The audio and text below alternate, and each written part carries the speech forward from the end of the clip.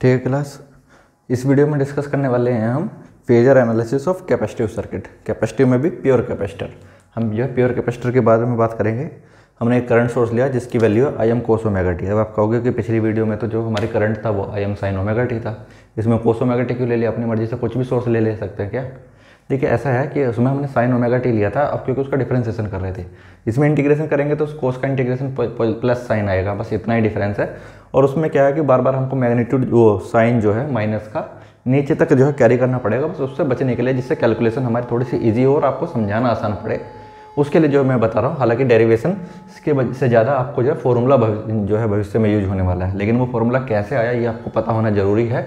इसके लिए जो है डेरिवेशन कराई जा रही है। तो देखिए हमारे पास जो है आई टी है, हमारे पास कितना I M cos omega t. Capacitor के लिए मुझे वोल्टेज पता है कितना होता है, C D 1/c integration I T D T. ठीक है, यही होता है।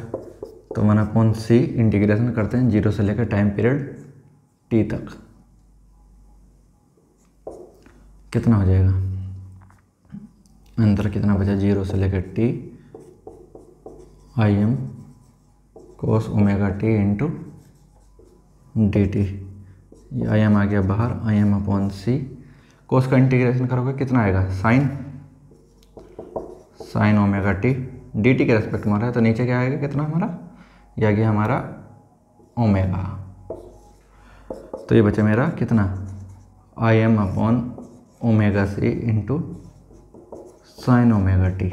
अब देखिए जो मेरी करंट है, करंट में मेरा आ रहा है कोस ओमेगा टी, और जो वोल्टेज है, वोल्टेज में आ रहा है मेरा कितना? Sign omega T. इसका मतलब क्या हुआ? इसका मतलब वही हुआ जो उसमें हो रहा था, लेकिन थोड़ा सा अपोजिट। कैसे अपोजिट? अब देखो इस वाले पार्ट को अगर मैं वी एम कंसिडर कर लूँ तो यह आ जाएगा मेरा V M sine omega t. यह आ गया मेरा वी टी। ठीक है, अब क्योंकि मुझे वी टी को ही रेफरेंस लेना है तो करंट को चेंज करते हैं इस बार। ठीक है, आई टी है कितना मेरा? I M cos omega T. Cos को साइन में बदलना होगा तो क्या करेंगे? 90 प्लस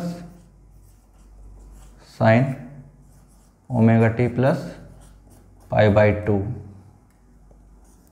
ठीक है, यहाँ से मुझे देख के साफ साफ पता चल रहा है क्या कि करंट मेरी जो है, वोल्टेज अगर ओमेगा टी है साइन में, तो करंट मेरी ओमेगा टी में, ओमेगा टी के साथ साथ कितनी है?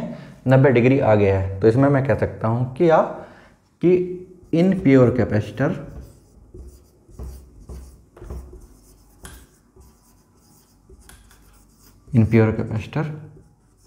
Current Leeds voltage bye angle 90 degree. मतलब कि प्योर कैपेसिटर के लिए मेरे जो करंट है वो 90 डिग्री आगे चलती है वोल्टेज से।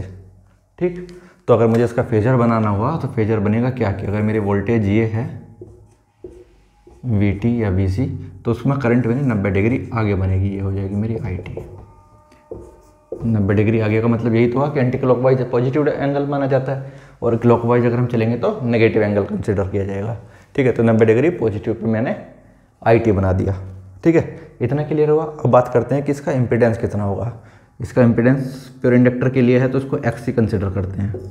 हमने पिछली वीडियो में भी डिस्कस किया था, प्योर इंडक्टर के लिए हम एक्स एल कंसिडर कर रहे हैं। प्योर कैपेसिटर के लिए जो इम्पीडेंस होगा हम एक्स ही कंसिडर कर रहे हैं। वो है हमारा वही Ohm's law we T upon I T.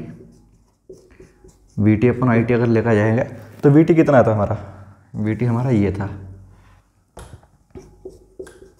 I M upon omega C, और साइन ओमेगा टी। साइन था तो साइन ही रहने देते हैं। इसका एंगल 0 डिग्री। ठीक, और करंट कितना था? करंट था मेरा आई एम और angle plus 90 degree. I am angle 90 degree. ठीक है, ये आई एम से आई एम कैंसिल हो गया, ओमेगा से आ गया नीचे, और ये प्लस 90 डिग्री एंगल अगर ऊपर जाएगा तो माइनस का हो जाएगा। तो 0 तो ऊपर है ही, लेकिन माइनस का 90 डिवाइडेड बाई ओमेगा सी। ये आ गया मेरा angle minus 90 degree divided by omega C. तो एक्स ही मेरा मुझे पता चल रहा है 1/ωc एंगल आ गया -90।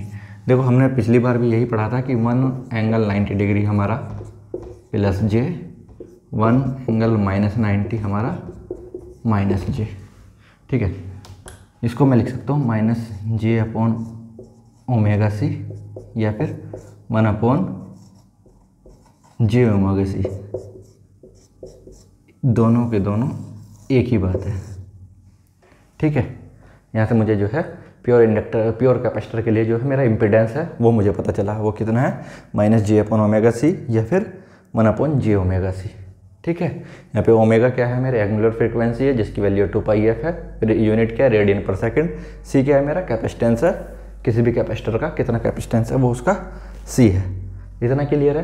पावर के लिए वही है VT/IT करेंगे तो एवरेज पावर मेरी 0 आएगी। एवरेज पावर 0 क्यों आएगी, क्योंकि एवरेज पावर के लिए आप पूरे साइकिल के लिए एवरेज पावर निकालेंगे तो वो मेरी 0 ही आती है। तो वही सेम बात कि एवरेज पावर प्योर इंडक्टर के अक्रॉस नहीं डेसिपेट होती है, उसके अंदर खर्च नहीं होती है, वो जो है रिएक्टिव पावर को अपने अंदर एब्जॉर्ब करता है लेकिन इंडक्टर से अपोजिट डायरेक्शन में। इंडक्टर से अपोजिट डायरेक्शन में क्यों, क्योंकि उसमें एक्सी जो है एक्सएल जो है उसका जे पॉजिटिव है लेकिन इसका एक्सी का मैग्नीट्यूड नेगेटिव है। तो जिस डायरेक्शन में एक्सएल मेरा एब्जॉर्ब कर रहा है उसी से अपोजिट डायरेक्शन में मेरा एक्सी एब्जॉर्ब करेगा। ठीक है, तो जब हमारा सी एब्जॉर्ब कर रहा होगा वो अपना रिलीज कर रहा होगा एल, और जब मेरा एल एब्जॉर्ब कर रहा होगा तो सी मेरा रिलीज कर रहा होगा। ठीक है, बहुत ही सिंपल सी चीज़ है। और ये हमारा प्योर कैपेसिटर का फेजर डायग्राम ये बनता है हमारा इस तरीके से। ठीक है, अब जब हम इसका कॉम्बिनेशन पढ़ेंगे तो देखेंगे कि ये सारी चीज़ हमारी कहाँ पे कैसे काम आ रही है। क्योंकि देखिए प्योर इंडक्टर और प्योर कैपेसिटर जैसा तो कुछ नहीं होता है। हर कैपेसिटर के साथ में उसके शंटिंग में एक हाई वैल्यू का रेजिस्टेंस होता है। ठीक है, प्रैक्टिकली होता है। ठीक है, वहीं पे इंडक्टर है, कॉइल है, उसका वो मटेरियल की बनी हुई है तो उसका अपना कुछ ना कुछ रेजिस्टेंस तो होगा, मिनिमम रेजिस्टेंस भी सही लेकिन होगा। तो या तो हमारा RC सर्किट होगा या फिर RL सर्किट होगा, प्योर R और प्योर L सर्किट तो होगा नहीं। ठीक है, तो ये सारी चीज़ तो हमने इसलिए पढ़ी जिससे हम RC और RL को आगे पढ़ें तो हमको आसानी रहे समझने में। ठीक है, तो आपको ये ध्यान रखना है कि प्योर कैपेसिटर के लिए क्या है, प्योर इंडक्टर के लिए क्या है, जब हम RC और RL पढ़ेंगे जिससे आप ज़्यादा बेहतर अच्छे से रिलेट कर पाएंगे।